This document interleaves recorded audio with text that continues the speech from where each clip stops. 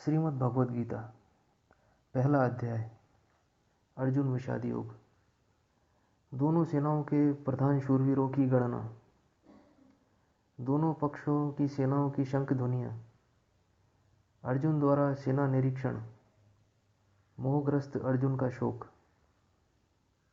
धृतराष्ट्र ने संजय से पूछा, संजय, इस समय कुरुक्षेत्र की धर्मभूमि पर युद्ध की इच्छा के साथ मेरे और पांडु के पुत्रों की सेना इकट्ठी हो गई होगी।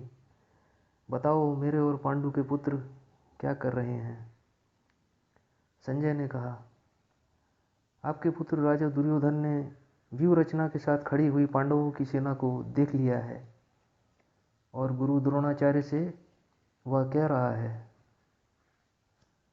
गुरुवर आचार्य, आपके बुद्धिमान शिष्य द्रुपद पुत्र धृष्टद्युम्न द्वारा व्यूह रचना की हुई पांडवों की इस भारी सेना को देखिए।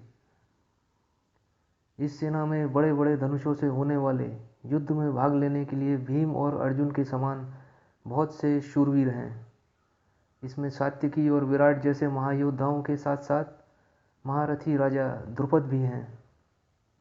साथ ही धृष्टकेतु, चेकितान, महाबली काशीराज, पुरुजित, कुंतीभोज और मनुष्यों में श्रेष्ठ माने जाने वाले शैव भी हैं।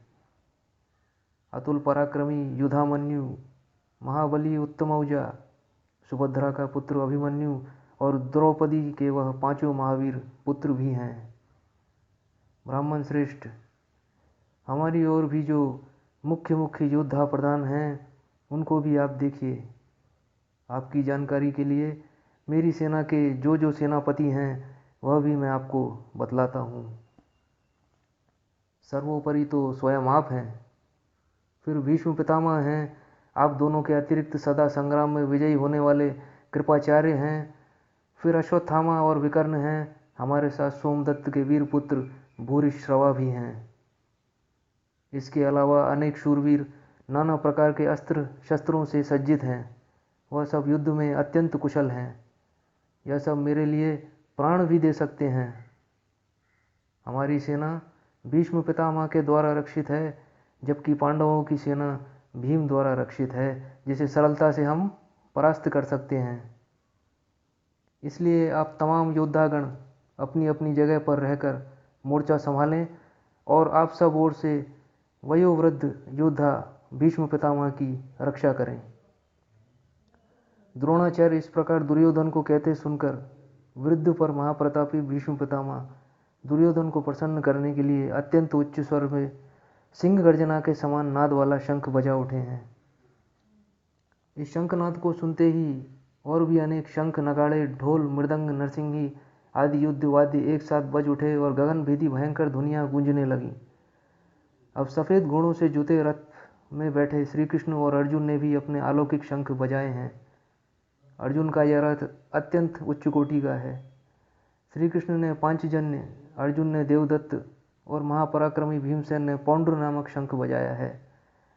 कुंती के पुत्र युधिष्ठिर ने अनंत विजय नाम का, नकुल ने सुघोष नामक, सहदेव ने मणिपुष्पक नाम वाला शंख बजाया है। श्रेष्ठ धनुर्विशारद काशीराज, शिखंडी, वीर श्रेष्ठ धृष्टद्युम्न, राजा विराट और सदा रण में विजय प्राप्त करने वाले सात्यकी, राजा द्रुपद, द्रौपदी के पांचों पुत्र, सुभद्रा के पुत्र महाबाहु अभिमन्यु ने भी अलग अलग शंख बजाए हैं। हे राजन, इन शंखों की भयानक ध्वनियों ने आकाश और पृथ्वी को भी कंपित कर दिया है और आपके पुत्रों का भी हृदय कांप उठा है। पांडव सेना के नायकों द्वारा इस प्रकार किए गए शंखघोष और जयघोष से दसों दिशाएं कांपने लगीं।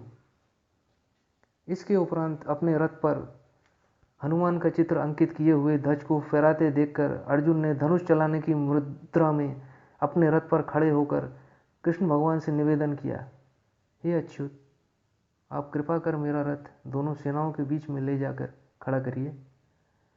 भगवान श्री कृष्ण कपिध्वज फहराते रथ को दोनों सेनाओं के बीच ले आए। अर्जुन दोनों सेनाओं के बीच रुके अपने उत्तम रथ पर खड़े हो गए। वह सब ओर देखने लगे। दोनों पक्ष की सेनाएं युद्ध के लिए पूर्ण रूप से तत्पर थीं। राजन, अर्जुन श्री कृष्ण से कह रहे हैं, जब तक मैं यहाँ एकत्र हुए युद्ध में भाग लेने के लिए आए हुए सब लोगों को ना देख लूँ कि किस किस के साथ मुझे युद्ध करना है, तब तक आप इस रथ को यहीं रोके रहें। और दुष्ट दुर्योधन को युद्ध में विजयी बनाने के लिए कौन कौन योद्धा आए हैं, उन सबको मैं देखना चाहता हूँ, वह सब कौन है। अर्जुन की इस बात को सुनकर श्री कृष्ण ने अपने उत्तम रथ को भीष्म, द्रोणाचार्य तथा अन्य योद्धाओं के सामने लाकर खड़ा कर दिया और कहा, हे पार्थ, यहाँ सब कौरवों को तुम देख सकते हो। और तब अर्जुन दोनों ओर की सेनाओं में युद्ध के उद्देश्य से आए योद्धाओं को देखने लगा।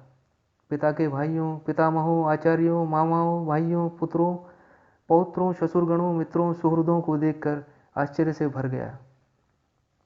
इस प्रकार चारों ओर अपने बंधु बांधवों, परिचितों को देखकर अर्जुन के मन में करुणा आ गई और उसके मन में हलचल मच गई कि इन सब से उसे युद्ध करना होगा, विजयी होने के लिए इन सब का वध करना होगा। अतः उसका मन शोक से भर गया। वह श्री कृष्ण का मुंह ताकने लगा। उसने अत्यंत शोकपूर्ण स्वर में श्री कृष्ण से कहा, हे कृष्ण, इस युद्ध के लिए प्रस्तुत स्वजनों को देखकर मेरा अंग शिथिल हो रहा है, मेरा मुंह सूख रहा है, शरीर में कंपन और रोमांच हो रहा है, मेरे हाथ से गांडीव धनुष गिरा जा रहा है, शरीर में जलन हो रही है, मन घूम रहा है।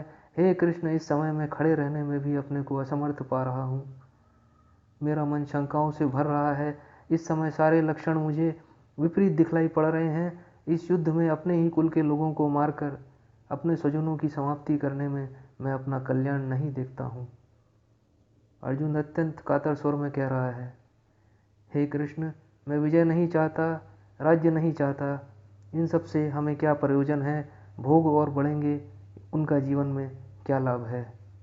हम जिनके लिए राज्य सुख की इच्छा के लिए यहाँ युद्ध करने आए हैं, वह सब भोग और धन, राज्य की आशा त्याग कर यहाँ युद्ध में प्राण देने आए हैं।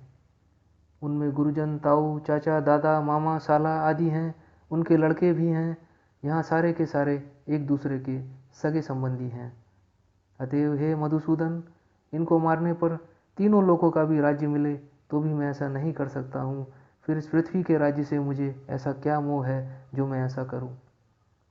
धृतराष्ट्र के पुत्रों को मारकर क्या हमें प्रसन्नता होगी?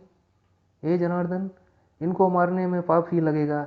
माना कि आतताई हैं, पर हमारे संबंधी स्वजन तो हैं ही।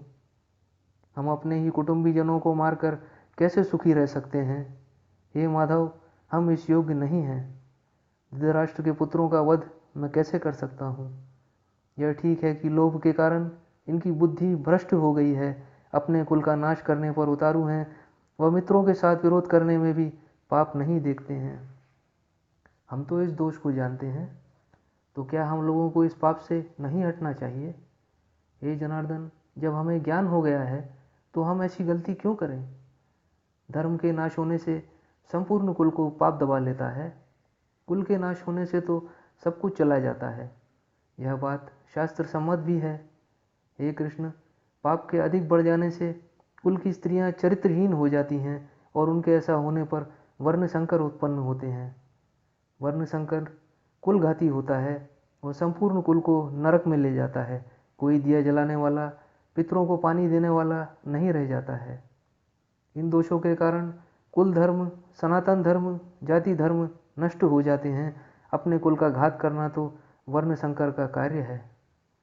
इस प्रकार घात करने वाला अनंत काल तक नरक का वासी होता है, ऐसा मैंने सुना है और हमारे शास्त्र भी इसका समर्थन करते हैं। हम लोग बुद्धिमान होकर भी यह महान पाप करने के लिए तैयार हो रहे हैं।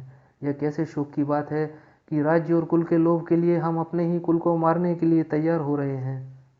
यदि मैं शस्त्र विहीन रहूं और युद्ध के लिए तैयार भी ना रहूं और ऐसे में धृतराष्ट्र के पुत्र मुझे मार भी डालें, तो मेरे लिए उनका यह कार्य कल्याणकारी होगा। कुल का वध करने का पालक तो ना बनूंगा मैं। हे कृष्ण, मेरा साहस जवाब दे रहा है। अर्जुन इस प्रकार अपनी बात कहकर शोकमग्न हो गया। उसने धनुष बाण अलग रख दिए और रथ के पिछले भाग में जाकर बैठ गया। वह अत्यंत शोकमग्न और चिंतित हो गया।